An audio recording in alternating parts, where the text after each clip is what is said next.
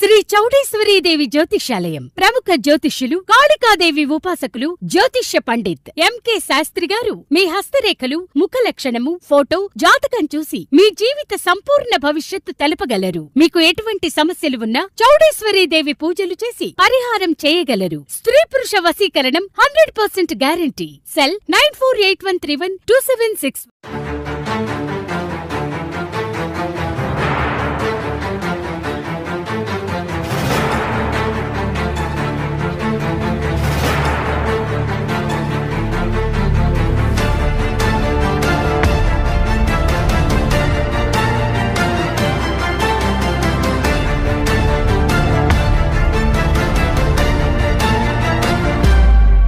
నమస్తే folks, welcome to my channel. Folks, ప్రపంచంలో వెలకట్టలేని సంపదలు రెండు. ఒకటి మనశ్శాంతి, రెండు సంతృప్తి. ఈ రెండింటిని సంపాదించిన వారు అమితమైన ఆనందాన్ని అనుభవిస్తారు. అసలు ఈ మాట చెప్పడానికి గల కారణం నటి శ్రీదేవి ఆస్తి గొడవలే. దివంగత సినీతార అతిలోక సుందరి శ్రీదేవికి చెందిన ఆస్తి ఇప్పుడు వివాదంలో చిక్కుకుంది. చెన్నైలోని ఆమె ఫామ్ హౌస్ ని 3 వ్యక్తులు అక్రమంగా కబ్జా చేయడంతో ఆమె భర్త బోనీ కపూర్ హైకోర్టుని ఆశ్రయించారు. వివరాల ప్రకారం శ్రీదేవి చెన్నైలోని ఆస్తిని 1988 ఏప్రిల్ 19న మొదలియార్ అనే వ్యక్తి నుండి చట్టబద్ధంగా కొనుగోలు చేసింది. అతడికి 3 కొడుకులు 2 కూతుర్లు కాగా 1960లో మొదలియార్ తన పిల్లలకి సమానంగా ఆస్తుల్ని పంచాడు.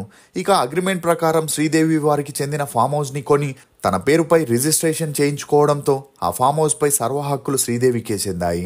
అయితే ఇప్పుడు మొదలియార్ రెండో భార్య అంటూ ఒక మహిళ అతని 2 కొడుకులతో సీన్లోకి ఎంటర్ అయి తనకి 1975లోనే మొదలియార్తో పెళ్లి జరిగిందని, తామే అసలైన వారసులమని తహసీల్దార్ ఆఫీస్లో మొరపెట్టుకుంటూ 1988లో శ్రీదేవికి ఆ ఫామ్ హౌస్ అమ్మినప్పుడు వారిని అడగలేదని, తమకి రావాల్సిన వాటాని కూడా కలిపి అమ్మేశారని, వారసుల అనుమతి లేకుండా జరిగిన ఈ అమ్మకం చెల్లదని వాదించడమే కాకుండా కోర్టులో కూడా కేసు వేయడంతో శ్రీదేవి భర్త బోనీ కపూర్ కోర్టులో వారి మాటల్ని కొట్టిపారేస్తూ మొదలియార్ మొదటి భార్య 1999 వరకు బ్రతికే ఉందని, అలాంటప్పుడు ఈ రెండో పెళ్లి ఎలా చెల్లుతుంది? హిందూ ధర్మం ప్రకారం వారిది చెల్లని పెళ్లి కాబట్టి ఆమెను ఆమె కొడుకులని వారసులుగా గుర్తించలేమని కోర్టుకి స్పష్టం చేశారు.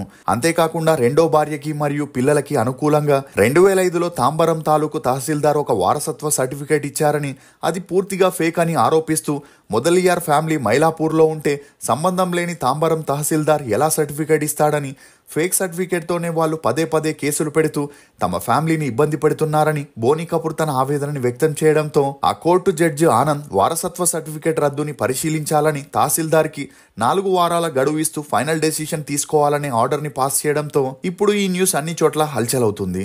అసలు శ్రీదేవి నెట్వర్త్ ఎంత? డబ్బు కోసమే శ్రీదేవి బోనీ కపూర్ని పెళ్లి చేసుకుందా? శ్రీదేవి చివరి కోరికేంటి? జాన్వీ కపూర్ తన తల్లి మరణంపై చేసిన వ్యాఖ్యల్లో ఎంతవరకు నిజముంది అనే నమ్మలేని నిజాల్ని ఈ వీడియోలో చెప్పడానికి నేను ప్రయత్నిస్తాను. మీరు మాత్రం ఈ వీడియోని పూర్తిగా చూడండి. ఇక వివరాల్లోకి వెళితే, బాలనటిగా శ్రీదేవి తన నట జీవితం మొదలు పెట్టగా కొద్ది రోజులకే తన టాలెంట్తో స్టార్ హీరోయిన్ గా ఎదిగి బిజియెస్ట్ ఆర్టిస్ట్ గా మారడంతో శ్రీదేవి రెమ్యూనరేషన్, డబ్బు వ్యవహారాలన్నీ ఆమె తండ్రి అయ్యప్పనే దగ్గరుండి చూసుకునేవాడు. ఇక అప్పట్లో శ్రీదేవి హైయెస్ట్ పెయిడ్ ఆర్టిస్ట్ అవ్వడంతో నిర్మాతలు ఎక్కువగా తనకి బ్లాక్ మనీయే ఇస్తుండేవారు. దీంతో శ్రీదేవికి ఐటీ ప్రాబ్లమ్స్ వస్తాయని కొంతమంది తన తండ్రికి చెప్పడంతో అతను ఆ డబ్బుని తనకి నమ్మకమైన స్నేహితులు, బంధువుల దగ్గర దాచిపెట్టాడు. ఇక అలా ఎప్పుడైతే అయ్యప్పన్ హఠాత్తుగా హార్ట్అటాక్ తో మరణించారో, అతని మరణం తర్వాత చాలా మంది తీసుకున్న డబ్బు తిరిగి ఇవ్వకుండా శ్రీదేవిని మోసం చేశారు. దీంతో వేరే దారి లేక శ్రీదేవి తన కెరియర్ పై దృష్టి పెట్టి మళ్ళీ సంపాదించాలనుకుంది. అలా అప్పటి నుండి తన సినీ వ్యవహారాలన్నీ తన తల్లే చూసుకోవడం మొదలెట్టింది. ఇక అలా ఆ డబ్బుతో శ్రీదేవి తల్లి ల్యాండ్స్ ని కొనుగోలు చేయగా అవన్నీ లిటిగేషన్లో ఉన్న ఆస్తులు కావడంతో కోర్టు, స్టేషన్ల చుట్టూ తిరిగే పరిస్థితి వచ్చింది. దీంతో చాలా వరకు ఆస్తుల్ని పోగొట్టుకుని నష్టపోవాల్సి వచ్చింది. ఇక ఇదే సమయంలో హిందీలో స్టార్ హీరోగా ఉన్న మిథున్ చక్రవర్తికి అప్పటికే పెళ్ళై పిల్లలున్నా కూడా అదంతా పట్టించుకోకుండా శ్రీదేవి అతన్ని రహస్యంగా పెళ్లి చేసుకుని లైఫ్లో సెటిల్ అవ్వాలనుకుంది. అయితే వీరి పెళ్లి గురించి మిథున్ చక్రవర్తి భార్యకి తెలిసి నానా రచ్చ చేయడంతో పెళ్లైన 3 ఏళ్లకే మిథున్ చక్రవర్తి శ్రీదేవికి విడాకులిచ్చాడు. ఇదిలా ఉంటే శ్రీదేవి తల్లి అయ్యప్పన్కి రెండో భార్య కావడంతో శ్రీదేవి సంపాదించిన డబ్బుతో తన తల్లి ఇల్లు, ల్యాండ్స్ ని మొదటి భార్య కొడుకు, కూతురు పేరు మీద మరియు తన రెండో కూతురు శ్రీలత పేరు మీద రిజిస్టర్ చేపించగా శ్రీలతకి తన ఇంటి పక్కనే ఉన్న సంజయ్ రామస్వామి అనే పొలిటికల్ బ్యాక్గ్రౌండ్ ఉన్న వ్యక్తితో మంచి పరిచయం ఏర్పడగా ఆ పరిచయం కాస్త నిదానంగా సన్నిహిత్యంగా మారి వీరిద్దరూ ప్రేమలో పడ్డారు. ఇక శ్రీదేవి తల్లికి ఈ విషయం తెలిసి ప్రేమ దోమ వద్దని సినిమాల్లో నటించి బాగా సంపాదించమని చెప్పిన శ్రీలత అలా చేయడం తను ప్రేమించిన సంజయ్కి నచ్చకపోవడంతో ప్రేమించిన వ్యక్తిని వదులుకోలేక శ్రీలత ఇంటి నుండి పారిపోయి అతన్ని 1989లో పెళ్లి చేసుకుంది. దీంతో శ్రీదేవి తల్లి శ్రీలత పేరు మీద రాసిన ఆస్తులన్నింటినీ మళ్లీ శ్రీదేవి పేరు మీదకే రాసివ్వాలని శ్రీలతతో ఒక అగ్రిమెంట్ మీద సైన్ చేపించుకోవడంతో ఇక పైన ఎటువంటి ప్రాబ్లమ్స్ రావనుకుంది. కానీ ఉన్నట్టుండి శ్రీదేవి తల్లికి బ్రెయిన్ లో ట్యూమర్ ఉందని డాక్టర్లు చెప్పడం ఆపరేషన్ కి యుఎస్ఏకి తీసుకెళ్లాలని చెప్పగా శ్రీదేవి అప్పటి వరకు తను అన్నలాగా భావిస్తున్న బోనీ కపూర్ ని తనతో తీసుకెళ్లింది.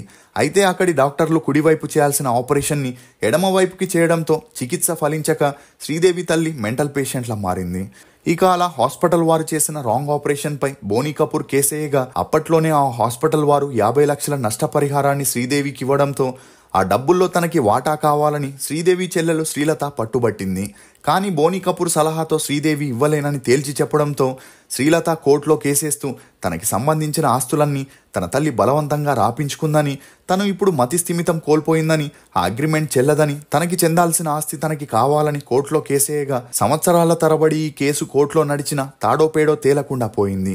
దీంతో ఆ మధ్యలో పెద్దలంతా పంచాయతీ పెట్టి ఆరాధీయగా పూర్తిగా కాకుండా శ్రీదేవి ఆస్తిలో 60% ఆస్తుల్ని శ్రీలతకి ఇవ్వాలని చెప్పడం, అదే సమయంలో మిగిలిన స్టెప్ బ్రదర్స్ సిస్టర్స్ కూడా మోసం చేయడంతో శ్రీదేవి మానసికంగా కృంగిపోయింది. ఇక ఈ సమయంలోనే బోనీ కపూర్ ఈమెకి తోడుగా ఉంటూ అన్ని విధాలుగా సపోర్ట్ చేయడంతో ప్రతి సంవత్సరం రాఖీ కడుతున్న బోనీ కపూర్తోనే శ్రీదేవి ప్రేమలో పడింది. దీంతో శ్రీదేవి కోసం బోనీ కపూర్ ముంబైలో 10 కోట్లు పెట్టి ఒక బంగ్లాని కొనగా అక్కడే వీరిద్దరూ సహజీవనం చేయడం మొదలెట్టారు. ఈ క్రమంలోనే శ్రీదేవి ప్రెగ్నెంట్ అవడంతో బోనీ కపూర్ని పెళ్లి చేసుకుని సెటిల్ అవ్వాలనుకుంది. కానీ బోనీ కపూర్కి అప్పటికే పెళ్ళ 2 పిల్లలుండడంతో అతని భార్య విడాకులు ఇచ్చేందుకు ఒప్పుకోలేదు.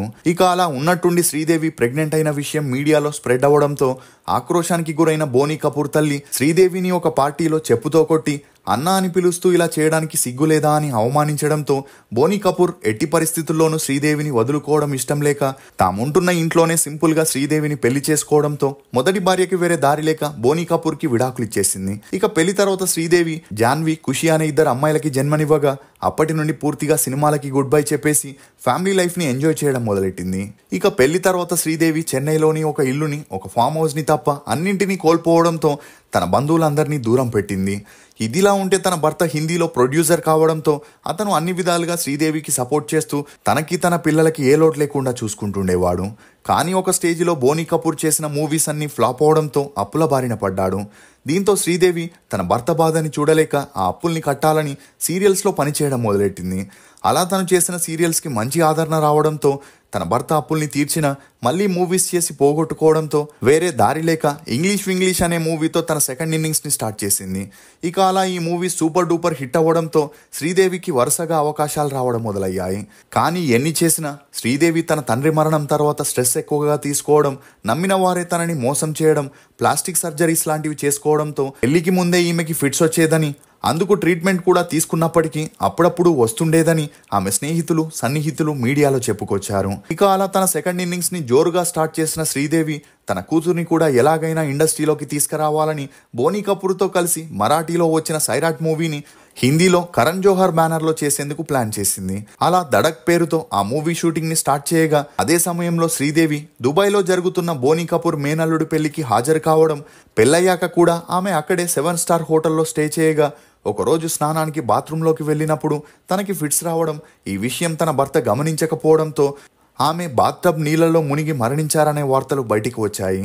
ఇదిలా ఉంటే ఈ విషయం జరగడానికి ముందే శ్రీదేవి తను చనిపోయాక అంతా తెలుపు రంగులో అంత్యక్రియలు జరగాలని, అదే తన కోరిక అని పలు సందర్భాల్లో చెప్పుకురావడంతో తన అంత్యక్రియలకి అందరూ తెలుపు రంగు బట్టలతో రావడం, మృతదేహాన్ని ఉంచిన స్థలాన్ని కూడా తెల్ల గులాబీలు, తెల్ల మల్లెలతో అలంకరించారు. అలా శ్రీదేవిని తీసుకెళ్లిన వాహనం కూడా తెలుపు రంగు పూలతో రెడీ చేసి ఎంతో దుఃఖంలో శ్రీదేవి ఆఖరి కోరికని తమ కుటుంబ సభ్యులు నెరవేర్చారు. ఇక శ్రీదేవి మరణించే నాటికి ఆమె పేరు మీదున్న Mumbai house, Chennai house, lands, farm హౌస్లతో కలిపి 200 కోట్ల నెట్వర్త్ అని చెప్పొచ్చు. ఇదిలా ఉంటే శ్రీదేవి మరణించిన కొన్ని నెలలకే జాన్వీ కపూర్ మొదటి మూవీ రిలీజ్ అయింది.